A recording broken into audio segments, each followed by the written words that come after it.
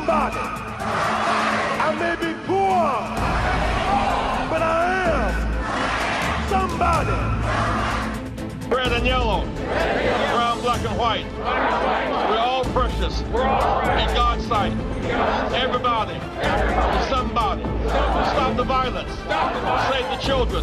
Stop bullying. Save the children. Hold your head high. Stick your chest out. You can make it. Keep hope alive. Keep hope alive. Keep hope alive. Hi, I'm Dr. Sonia Whitaker.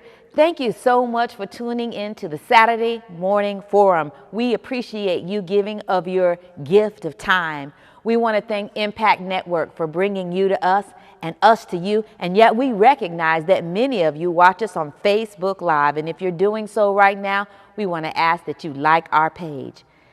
Also, a lot of you, we found, really like to watch us on YouTube Live. And so if you're doing that, we want you to subscribe to our page so that you can get up-to-date information about what is happening in our organization.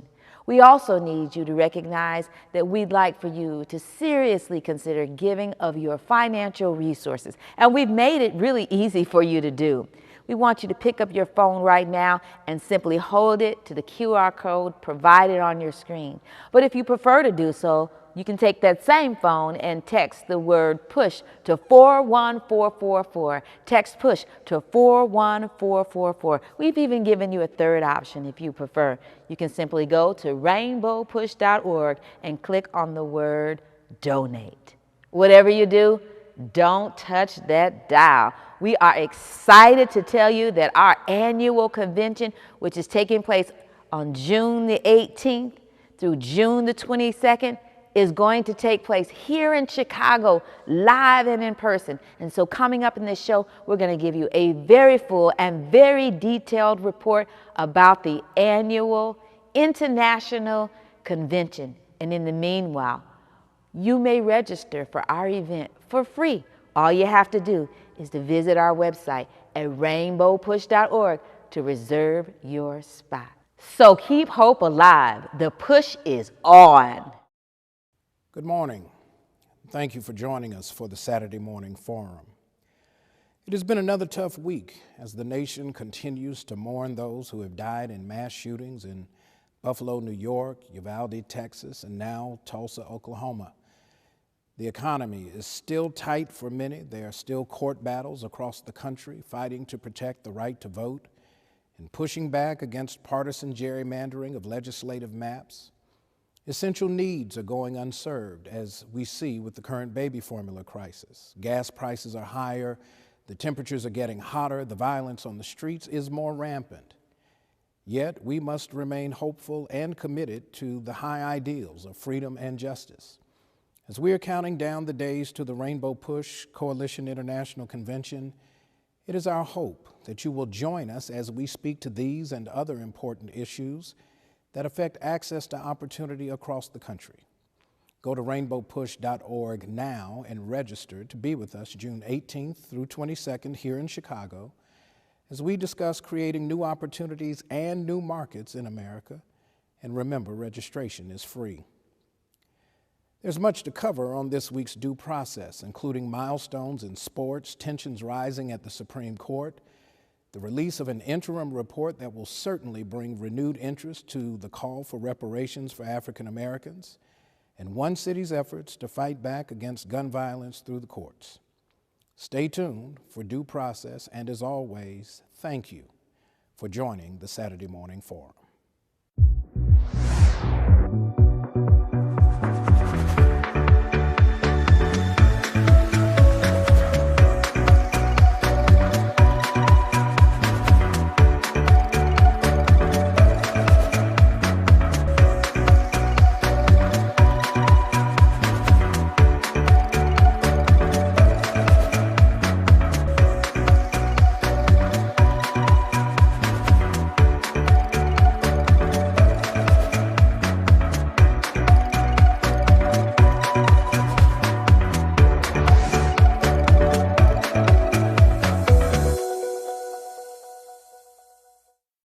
Hi, I'm Tim Lane, and on This Week in History, one of the most terrible events of racial violence happened on American soil.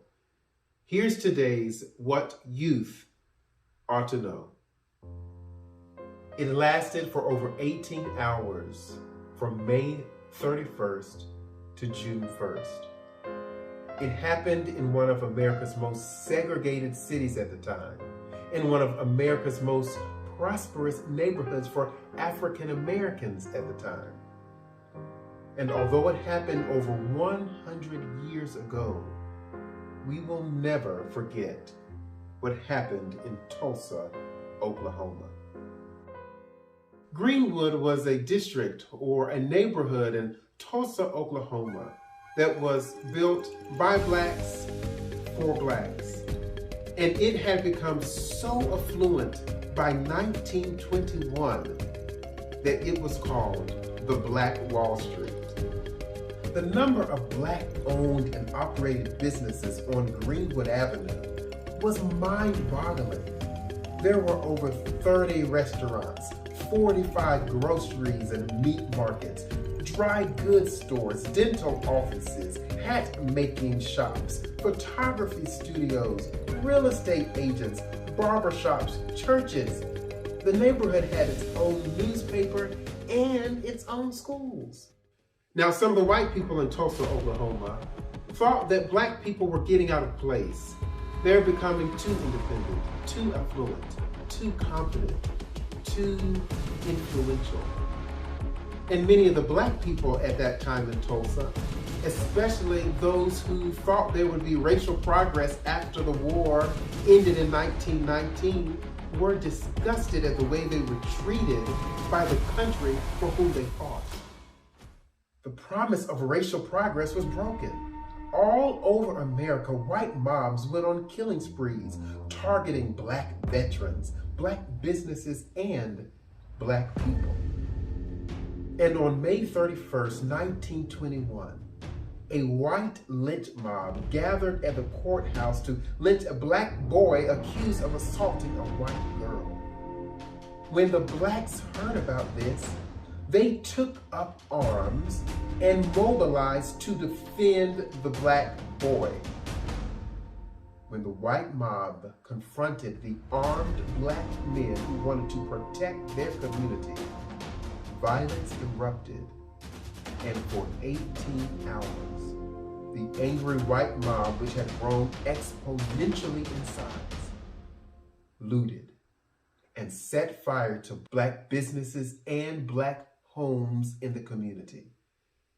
They killed people on sight and even dropped bombs from airplanes. When the morning broke on June 1st, the next day, the booming community known as Black Wall Street was no more. Some have called this the largest single incident of racial violence in American history. Have you heard of the Tulsa race riots before?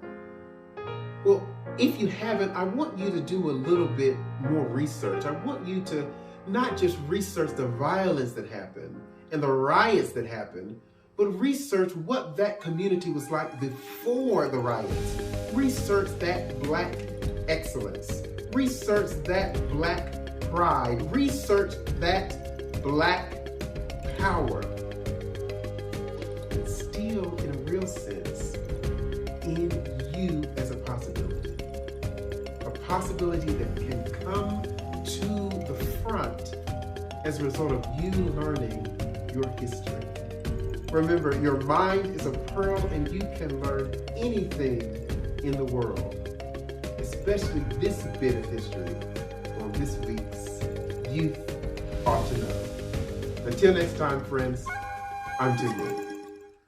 Push Excel's goal is to inspire students to strive for excellence in education in spite of personal, family, and community challenges that they might experience. How do we do this? By advocating for educational policies that guarantee equal funding for all students without regard to race or economic standing. by engaging parents, students, and teachers in pursuing high-quality education and striving for educational excellence at every level, and by forging partnerships with community-based and public sector stakeholders in education. Now, Push Excel is a national model program with the purpose of connecting principals, parents, popular personalities, and students in a bond and to support students at every level on the educational ladder. Now, we want you to become a member of the Rainbow Push Coalition and Push Excel. Your annual membership can help us to change policies that impact students, colleges, and universities all around the country. So step up and sign up today. Membership is only $35, and if you're a student or a senior, $15. Just go to our website, rainbowpush.org, and push join to become a member or push donate to support the Push Excel program. You can also text the word Push Excel, that's PUSHEXCEL, to 41444 on your cell phone, and you can give us any amount that you feel comfortable giving or call us at 773-256-2775. Wherever you are, you can support us as we keep pushing for you. And remember to keep hope alive.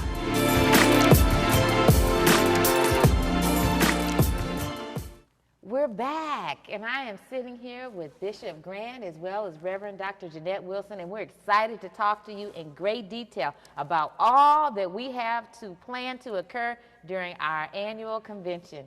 You know, our annual international convention kicks off on Saturday, June 18th with our community day. And Reverend Wilson, we have so much going on that day. You know, that's the day that we really afford the community to be engaged with many of our stakeholders, our service providers, and our partners that come from all over the country. We want everybody here. Why? Because this is the first in-person convention, as you know, and we're celebrating graduates, every level. We're going to have seminary graduates. We're going to have graduate school graduates. We're going to have two-year college graduates, four-year college graduates, 8th grade, high school. They're all going to be here. Our children deserve a salute. And Dr. Whitaker, you had some data that said young people who've had to go to school during COVID, 3 years of COVID, it has made an impact on them. That's why we want to celebrate them on June 18th. You know, and I appreciate the conversation that we were having earlier today about who should actually be here to help celebrate with these children. Because we do recognize that not everyone has a graduate in their home. Right. And the spirited dialogue that we engaged in around that conversation was centered around all that these young adults in some cases and younger children, those that are graduating from 8th grade, had to experience over the last 2 to 3 years relevant to COVID, relevant to international crisis related to not just the pandemic crisis, but also intense race relations. And so can we talk a little bit about the need for others to help celebrate regardless of whether or not they have a graduate? Well, all of us are parents. These are our children, and they've had, many of them have had to attend school virtually. All of us went to school in person the entire time we were in school. I never had a virtual, I know y'all say I'm old, but I never had a virtual class. All of my classes were in person with teachers yelling and writing on the board and stuff. Well, the engagement is healthy. You know, I don't know about anybody else, but I've had my share of virtual Zooms and WebEx and such.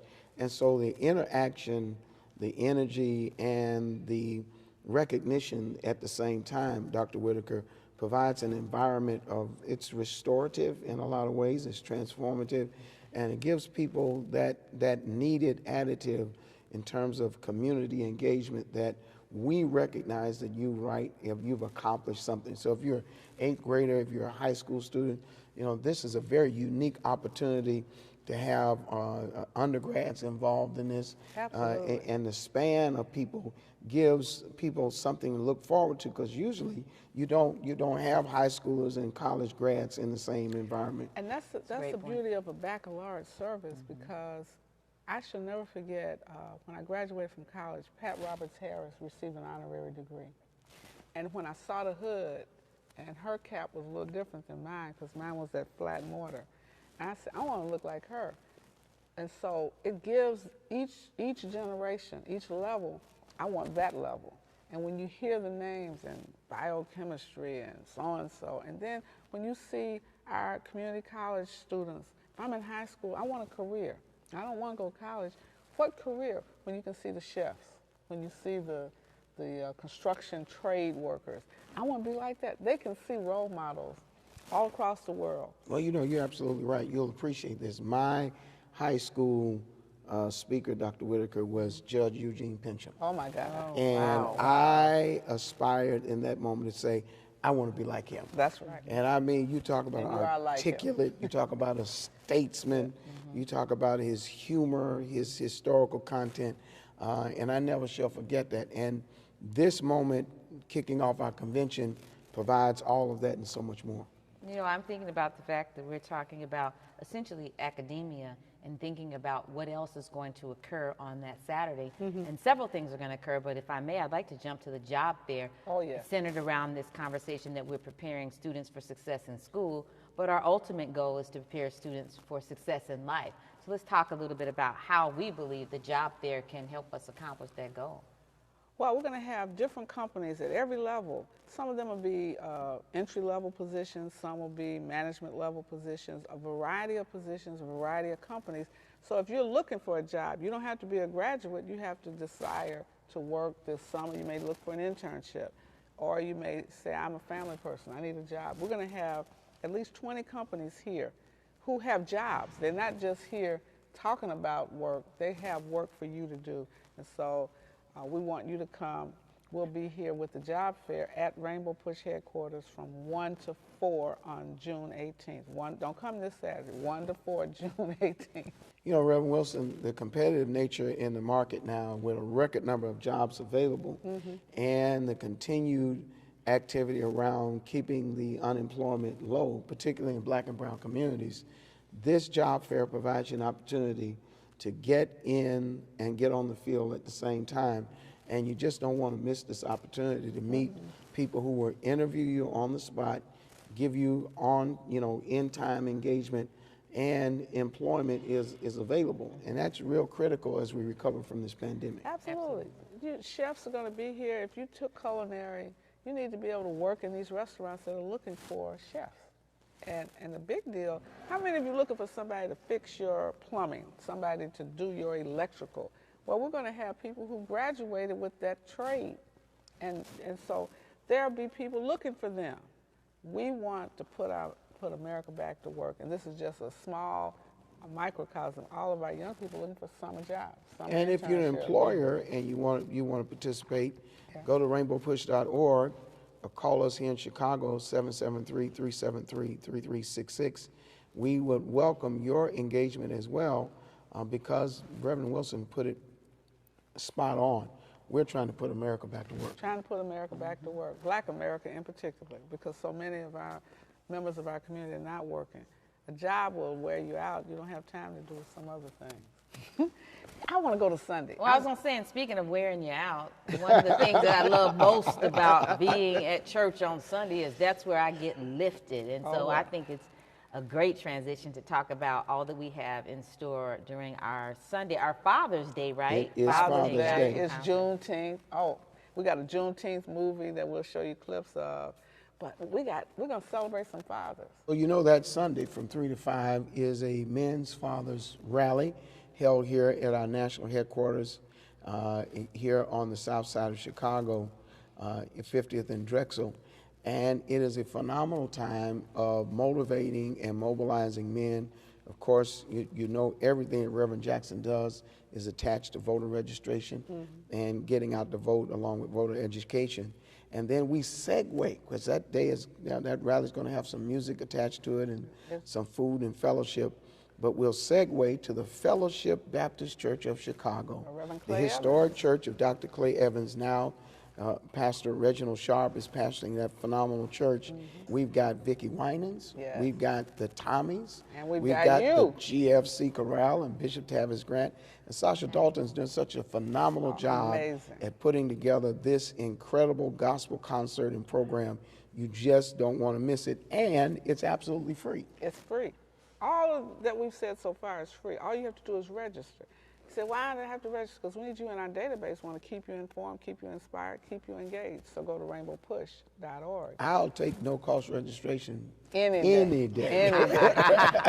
And you're going to have some stuff, little stuff, not going to make you full, but you won't be hungry. You'll be satisfied. Yeah. That's right. And when you get to the gospel concert, you should have eaten by the time you get there. Well, there's no eating at the Fellowship No, we're Baptist not eating in church. Dr. But you Clay go- Evans trained us well. That's right. You can run around, but you can't eat. And yeah, we don't want you to stop with the gospel concert. We want you to get right back up on Monday and join us for a preliminary opening. And Reverend Jeanette's going to talk to you We're going about to talk a lot about how do you go from high school to a career. Some of you say, I'm not interested in, I don't want to go to college right now, or I have to work. And so we want to present to you the community colleges, what they offer. I know what the city colleges of Chicago, they train you in truck driving. They train you to be chefs. They train you to be allied health people. You see all of those technicians that take your blood, you could be one of them. And so we work in the radiology labs, help do the x-rays. All of those kind of jobs, you learn that at city colleges. It's called allied health. LPNs are trained at Malcolm X here in Chicago. And you want to get into computers, they're teaching that at Kennedy King and Harold Washington. You want to do gaming, you want to do game design. City colleges, and it's cheaper than going to these for-profit institutions where you pay a lot of money, you get all that financial aid, and then you're not guaranteed a job. So we want to talk about the benefits and the successes of community college. Well, you know, Reverend Jeanette Wilson, a part of the Push Excel framework was the fight and the pursuit by Reverend Jackson to bolster and expand community colleges, city colleges. And you talk about Malcolm X, you talk about Harold Washington, you talk about Olive Harvey. These are all positioned in key areas where it means something very vital and very important to people wanting both vocation and education, Dr. Whitaker. At the same time. At the same time. And we're not going to just limit it to Chicago. There's a community college in every city, pretty much. New York, Atlanta, Georgia, D.C., Silicon Valley. You can get your trade skills. You can get 2 years of college, and if you decide later to go back, like many people do, when you can afford it or when you are ready in terms of your family status. So we want you to come to that session. If you are trying to get ready for a career, you need to meet us at South Shore Cultural Center on Monday morning, June the 20th. It's Juneteenth, and what else are we going to talk about, Dr. Whitaker? Also, you know, what I'm hearing us say too is, I'd say the overall unofficial theme or purpose of this particular convention is to educate our people, to make sure that regardless of their area of expertise or their area of interest as it relates to all that we have established to present to you, we want you to be educated. And I think that's a great lead into what is also going to occur on Monday, which is conversations regarding voting rights and criminal justice. Many of us are watching or listening as various different politicians are running for positions within our respective areas.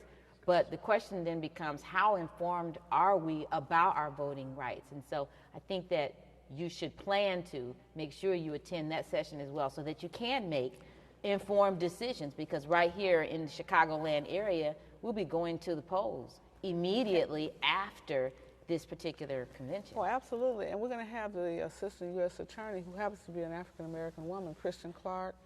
Attorney Barbara Unwine, she's been all around the country fighting for voting rights. Kristen Clark is perhaps one of the preeminent lawyers in this nation.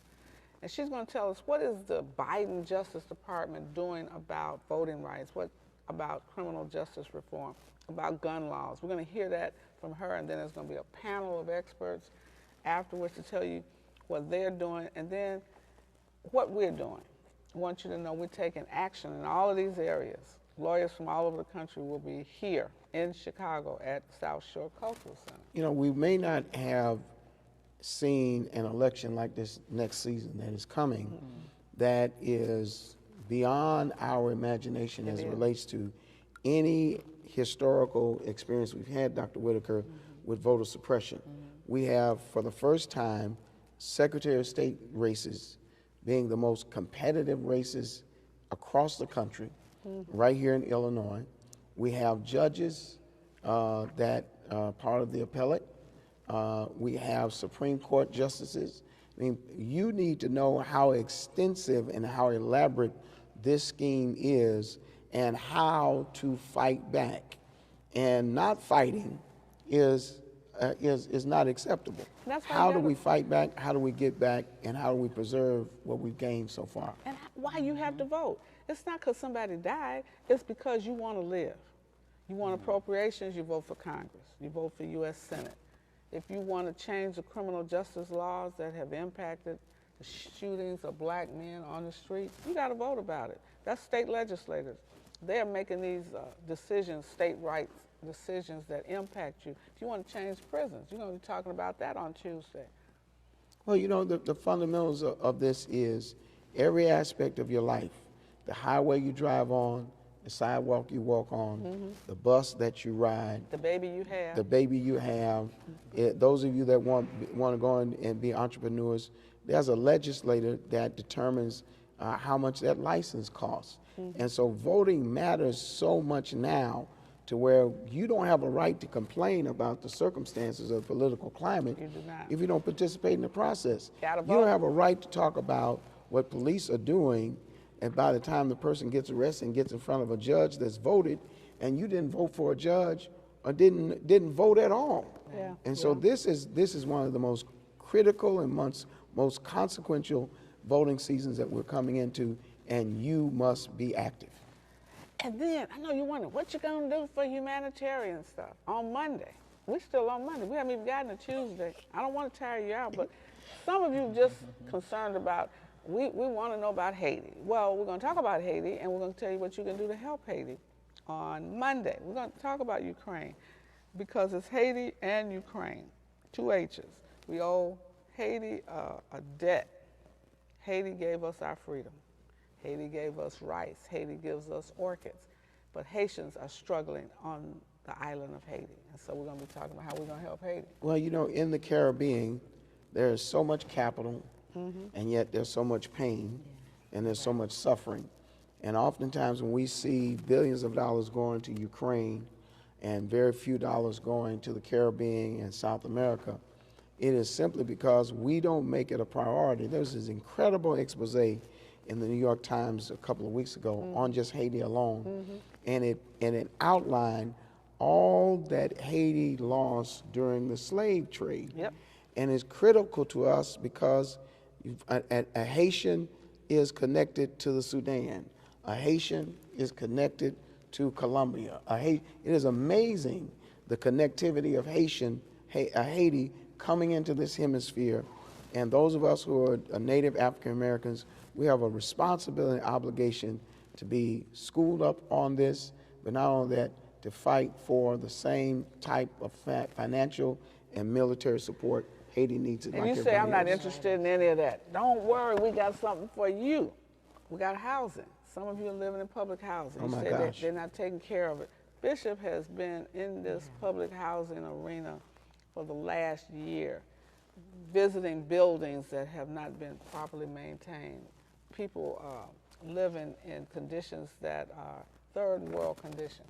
I mean, and it's a paying cycle. money for it It's in America. and they're paying for it. And you would be amazed at how people's lives have been minimized and how they've been targeted and they've been exploited at the same time in these bungalows that are owned by shelter corporations that are ran by head. Use all the laws they possibly can have access to hide money and hide themselves at the same time, while these persons cannot hide in the shadows of poverty. And so we're going to talk about housing. We're going to have HUD here. We're going to have CHA. If you've had some problems, I want you to be there on Monday at South Shore. Section 3 hiring. Section 3 Add hiring. that. New markets in making housing. sure that you, even if you work in public, live in housing, You should be able to you should work. have right to work in public housing, and we're gonna expand that and educate you on how you can be equipped to be involved in And that. the other thing, Dr. Whitaker, you all have taught about reparations. We haven't gotten our reparations as African Americans. Well, we're going to have people that are now opening up opportunities, new markets in reparations from the school Harvard. Many of you heard about Harvard Ivy Leaguers. They are one of the Ivy League schools that finance the slave trade. And so we're going to see what Harvard is doing in terms of reparation, what Georgetown University is doing. And then we'll look at the Bruce family. Oh, no, right here in Illinois. Yes. Up in Evanston. Evanston. We're going to talk about what that reparation. What they've appropriated in dollars, where people can apply. I think we're finally at the threshold of the nation recognizing that there must be some recompense for our pain and suffering. Absolutely. As it relates to the vestiges and the damage of slavery.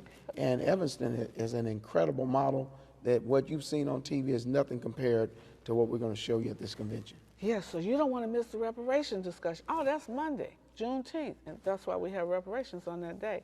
And then those of you say, I don't care about any of that, how about sports? You're watching sports every day. You watch the Bulls, you watch, well, I'm just in Chicago, Bulls, Bears, Blackhawks. You better say the Warriors and the Warriors and the Celtics, or somebody's going to get upset. Okay, Warriors and Celtics. We're going to talk about new markets in sports. When you go to the stadium, who's preparing the hot dogs for you? Is it black? Is it an African-American owned company or not? That's what we're going to talk about. And just because you don't want to spend the money on the ticket, or you may not be able to afford their ticket, doesn't mean that you shouldn't have access to procurement, contracts, and jobs. So who washes the uniforms? Some of us can really clean clothes pretty good. And so we want to showcase Taylor-Wright Cleaners, an African-American owned cleaners, very small cleaners initially. He cleans for the White Sox, incoming team and our team. That's a lot of money for a cleaner. Halftime shows, you wouldn't have believed how much money is made for entertainers and singers and performers and advertisers at halftime shows of baseball, basketball, football. Let me tell you something, this sports session is for everybody. And just think about it. When you do the halftime, somebody has to do the staging, somebody has to do the sound, somebody's doing video, all of that. So all we want you to do is to go to rainbowpush.org. We're making this content. We haven't even talked to you about Tuesday and Wendy yet. We got to go to Tuesday. We want you to go and register right now and reserve your spot. And then there's Tuesday, Reverend Jeanette, the Global Investment Forum. What? You know, we're doing it all. Everything is made on the continent of Africa. Oh, yes. All your gold. Y'all like diamonds, ladies? They come from Africa. Your cell phone, chips in your cell phone. Gold, platinum. Africa is rich with oil. So we're going to talk about investing in Africa. It's not the continent of Africa has 53, and every year it seems like there's another country. But it's 53 countries on the continent of Africa. It's not some little place. It's a big deal. And we're going to be opening that session on Tuesday morning. So you'll get to see what's happening on the continent and what you and I can invest in. And then 12 o'clock. We're going to recognize, Bishop, and I can't wait for you to weigh on this, the clergy luncheon. During that luncheon, we're going to recognize violence as a public health crisis and our emergency. What's your take on that? It's been long overdue for us to address this in its appropriate way as a public health crisis and a public health pandemic. It supersedes all that we know about COVID. And all that we know about the war on drugs. And for faith leaders now to take the forefront and say that we have a moral, biblical obligation to social justice and criminal justice reform as it relates to this violence. Everything that we've ever accomplished has come through the church, particularly the black church. And these leaders who come together at our convention from around the country are some of the most phenomenal leaders that we have. And their time has come to raise their voice and to leverage their influence to bring about change and save lives. In addition to faith leaders who stood up in Minnesota, who stood up in Wisconsin. Louisville, Kentucky. Kenosha, Wisconsin. Racine, and we want to recognize that effort and encourage all faith leaders. We have to take control of the areas where our buildings are located. You know, most people don't know the work of Reverend Jesse Jackson and Dr. King and others was on one hand unsung and on the other hand unseen. Did not have the social media platforms we have today. Right. And there is still this schism against black faith leaders when they march. There are pastors who march, pastors who protest, the pastors who organize, they never get the headlines because there's someone in a newsroom, someone sitting in an office that says, that's not important, that's not as important as the shooting or the shooter or the suspect. And so this platform affords us to give both light and recognition to some of the most phenomenal leaders around the country. And then, I know we're running close on time, right? Yeah. Well, you got to talk about the prison reform because you got to end on Tuesday because we got to get to Wednesday. Well, we as a nation, we imprison more people than any nation on the planet. And there is a vein that runs through Reverend Jesse Jackson that is akin to fighting for human rights. And criminal justice reform, we have far too many black and brown people who are housed behind failing institutions, both failing in administrative and healthcare and the very well-being of the facility. They are too young, they're too old, and many of them, believe it or not, are innocent and or overcharged. And so this session is going to bring together the synergy of families who have individuals who are incarcerated, those who are formerly incarcerated, and those who are fighting for them, because the human rights dynamic, we must get back to both rehabilitating individuals and providing them with holistic redemption. Yeah, these buildings are falling down. They're full of asbestos, many of them. These are some very old prisons, and they have not changed in 100 years, many of them. So if you have a relative incarcerated anywhere, you might want to come to this session because we're going to fight back. We're going to change the conditions. It is amazing when you treat people less than their worth and their value, they can only become what you have treated them or you've designed or shaped them to become. And, you know, we have, like Anthony Gay and others, that we have been fighting for, to redeem them and for them the opportunity for rehabilitation, but also reconnectivity with the communities that they came from. And let me tell you something. I mean, I'm outnumbered on this platform. Yeah, you are.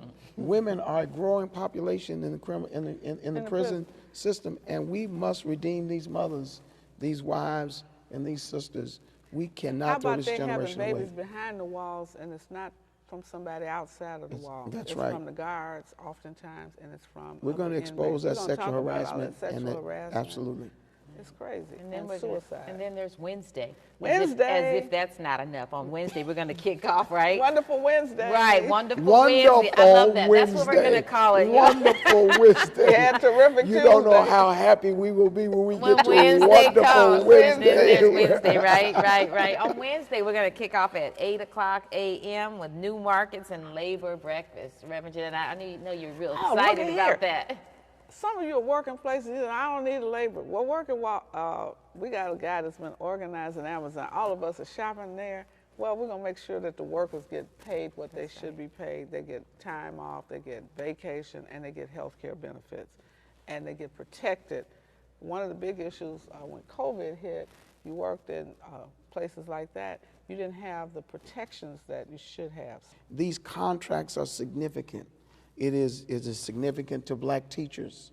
It is significant to black construction. It's significant to those of you in various sectors that without these protections, you don't get the money you are entitled to. Yeah, because before Dr. Whitaker goes to the most important part of the Wednesday. A wonderful Wednesday. Wonderful Wednesday. Dr. King gave his life fighting for garbage workers who did not have a labor union to protect them in 1968. And so when we talk about labor, we're serious about protecting the workers. Those garbage workers died inside the back of the garbage truck because the black garbage workers had to ride with the garbage. If that wasn't bad enough, then they closed it, and oftentimes they closed it, killing some of the workers. So when we say labor, we're very serious about this. This is one of the big areas that we're opening up new markets, new opportunities. Everybody should have a right to health care. So we're also going to wrap up by telling you that Wednesday we are going to address also criminal justice, but the biggest part of Wednesday is when we get near conclusion and have our wonderful women's luncheon on Wonderful Wednesday. On Wonderful Wednesday, all those Wonderful W's, Wednesday. all those Right, W's. right. And guys can come to our luncheon, right? Yes. Oh, I'm coming. So you're gonna be yeah, there. I'm going to be there. Talk to us about that tradition. That's been a very important tradition of our annual convention, It right? started Reverend with Mrs. Jacqueline Jackson, and she has been the international women's representative for our organization for a number of years.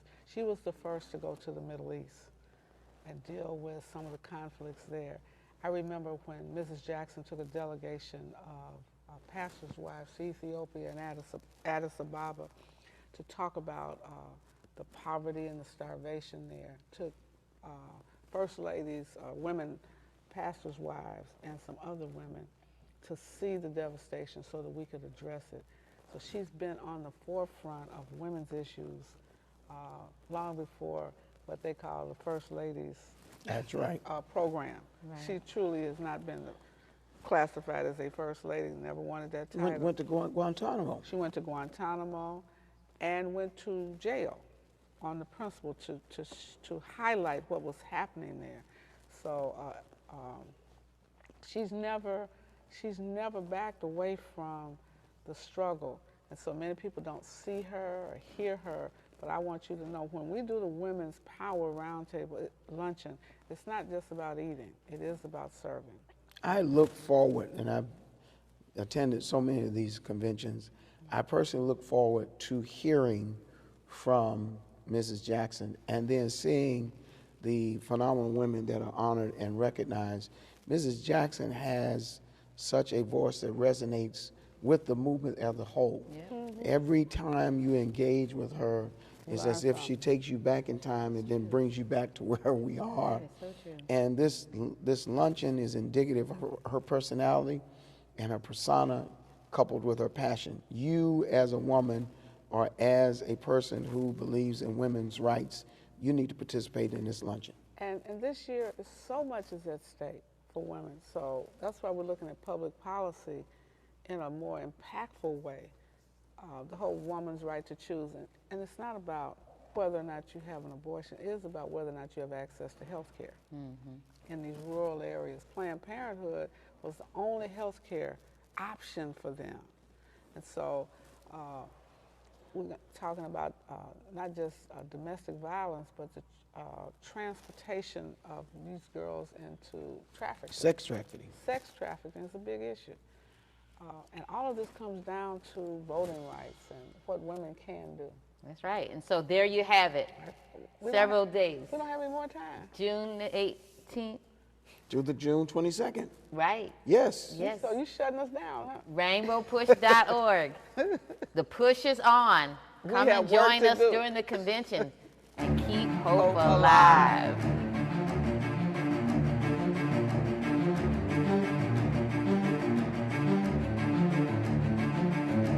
Welcome to Due Process. I'm Todd Yeary. As the fight over gun control policy continues and we await the Supreme Court's decision in a New York gun law case, we continue to see two divergent but complementary realities tied to gun violence. Mass shootings, mostly by young white males with assault-style and semi-automatic weapons, often in suburbs and small towns, and the proliferation of stolen handguns and ghost guns in urban settings, often concentrated in communities of color. In an effort to address urban violence, some cities have begun to follow the lead of the Sandy Hook families in suing gun manufacturers for violations of state and federal law. In Baltimore, Mayor Brandon Scott announced this week that the city is suing Polymer 80 and Hanover Armory for continuing to manufacture and distribute unregistered handguns in the city. In the suit, the city noted that 91% of the ghost guns that have been recovered from crimes were made from Polymer 80 kits. What is a ghost gun? A ghost gun is a gun that comes in a kit nearly completed and with tools needed to complete the assembly of the gun. The components don't have serial numbers and don't show up in state gun registries, making it nearly impossible to trace these weapons. Additionally, the city of Baltimore accuses these manufacturers of intentionally exploiting the gaps in state laws to be able to sell these gun kits without a background check or other compliance. The conduct of the manufacturers is willful and a violation of consumer protection laws in Maryland, according to the court filing. The way the guns are distributed also makes it harder to prosecute gun offenders because of the difficulty of connecting particular gun kits with individual crimes. Clearly, there is a need for gun reform around ghost guns, assault weapons, and universal background checks to keep cities and towns from being exploited by gun manufacturers against the public safety. We will certainly see how this case proceeds in Baltimore. Well, as the NBA Finals have begun this week, the news that is getting attention is that the NBA statistic that half of the NBA teams are now led by black head coaches has now made the news. Over the past year, 8 coaching vacancies have been filled by black candidates, making 15 of the 30 teams headed by blacks. However, the number of times a black coaching candidate must apply before being selected still warrants watching.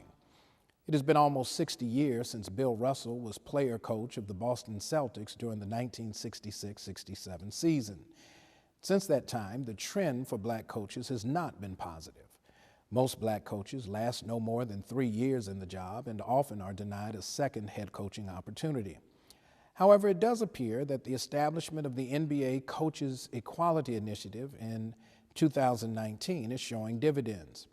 Where we know there are gaps in equity representation is amongst the NBA owners and in the front office of NBA teams.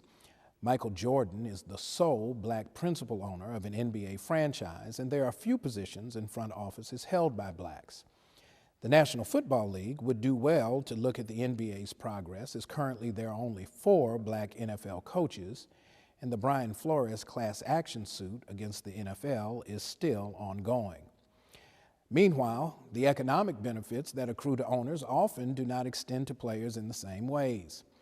However, the success of LeBron James may just change how we look at the economic capacity of professional athletes.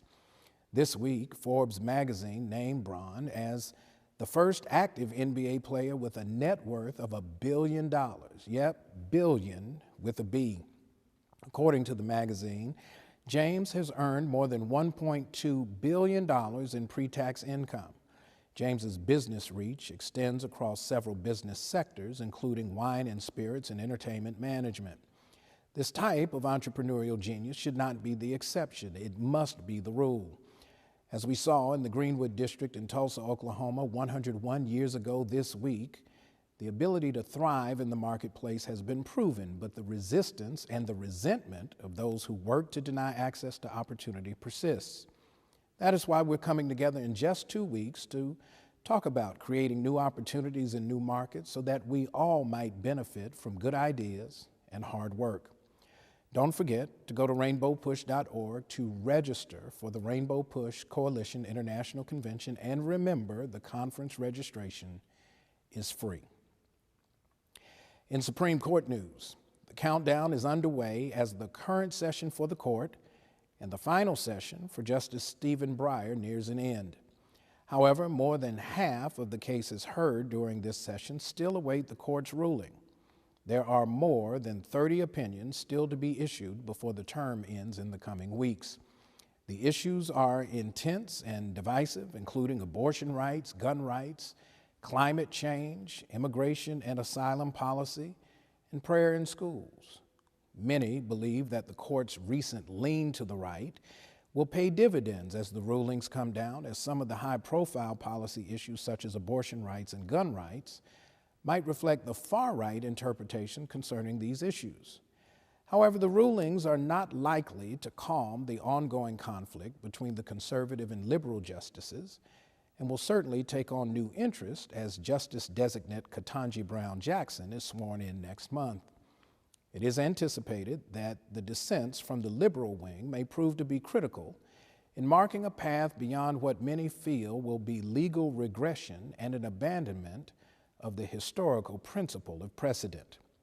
What we do know is that the reactions to the pending rulings may be swift and felt across the country as midterm general elections approach in November.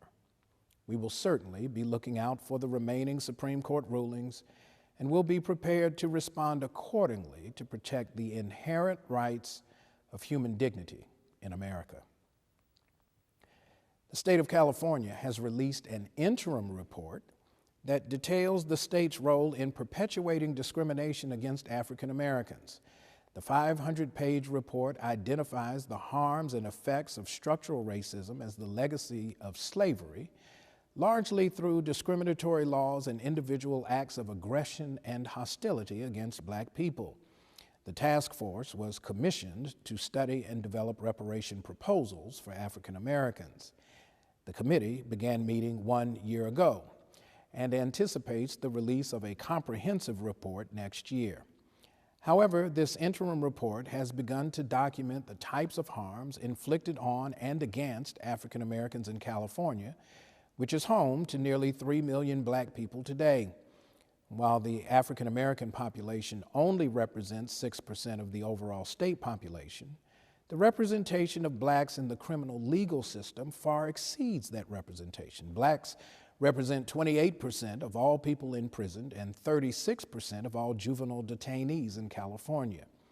Income disparities are very present as well, with Blacks earning 62 cents for every dollar earned by whites.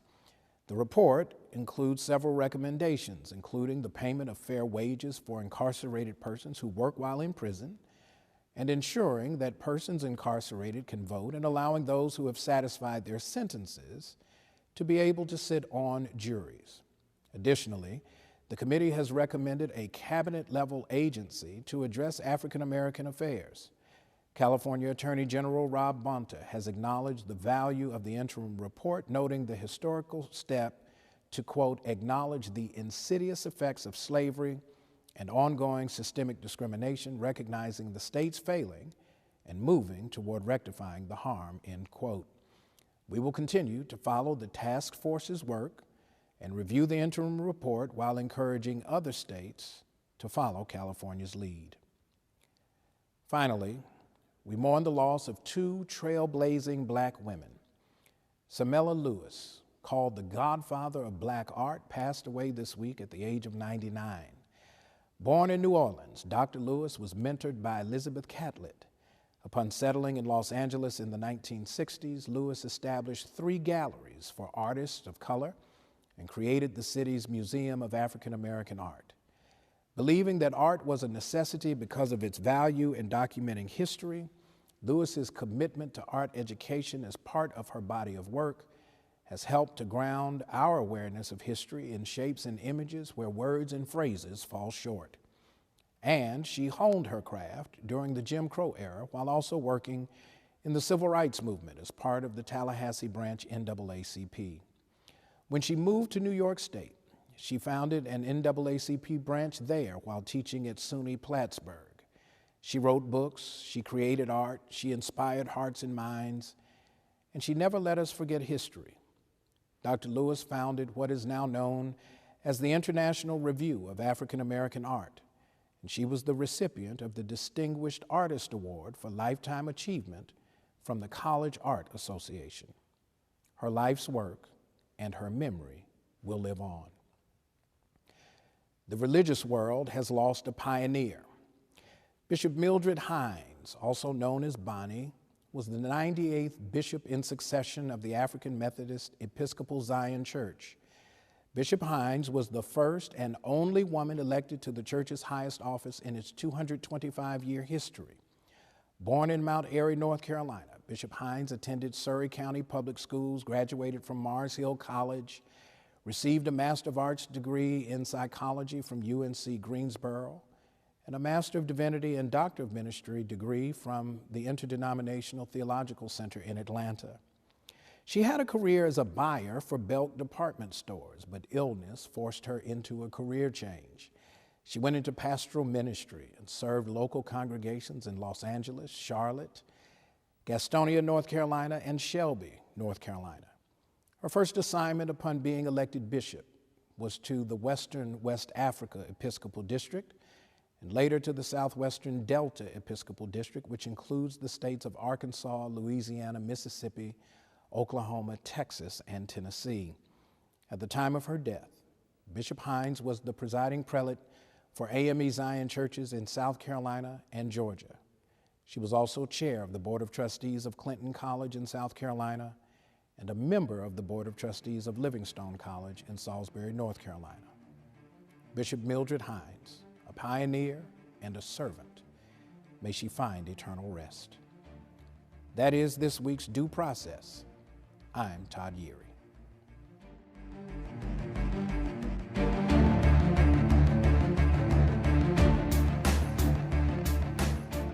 Good morning, everyone. If you're just tuning in, you're watching the Rainbow Push Coalition Saturday Morning Forum, and I am Tim Lee. Listen, I have a very special announcement for anyone who's graduated from the 8th grade, 12th grade, received an associate's degree, a bachelor's degree, or any other degree from a higher educational institution.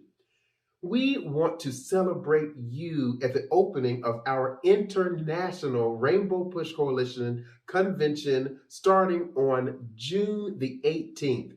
On Saturday, June the 18th, from 10 until 12, we are going to have a baccalaureate program that is going to honor any graduates from 2020, 2021, and of course this year, 2022.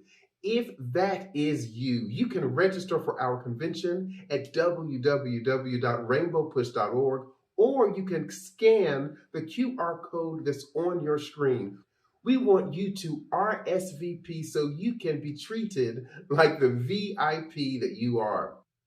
We're also preparing a special digital presentation for this event.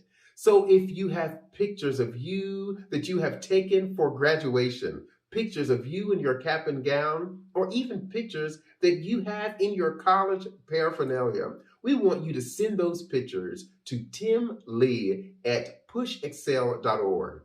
Again, this is a call for pictures that you can send to Tim Lee at pushexcel.org. Before I go, I want to let you know that we want you to join the Rainbow Push Coalition at the student rate.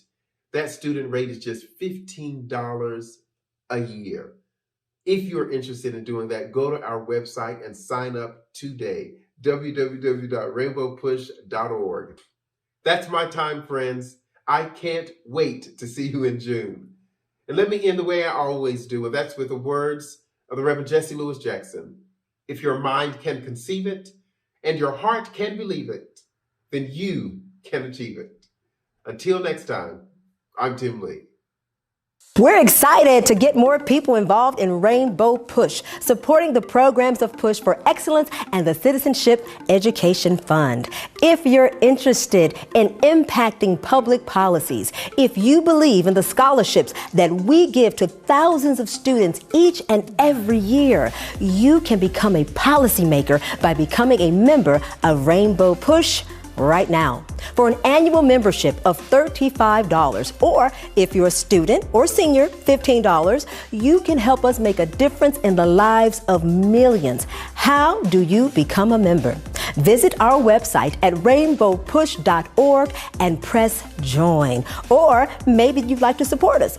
You can text the word PUSH, that's PUSH, to 41444 on your cell phone, and you can give any amount you feel comfortable giving. You can also call us at 773-256-2775, or go to rainbowpush.org and push donate. Wherever you are, you can support us as we keep pushing for you.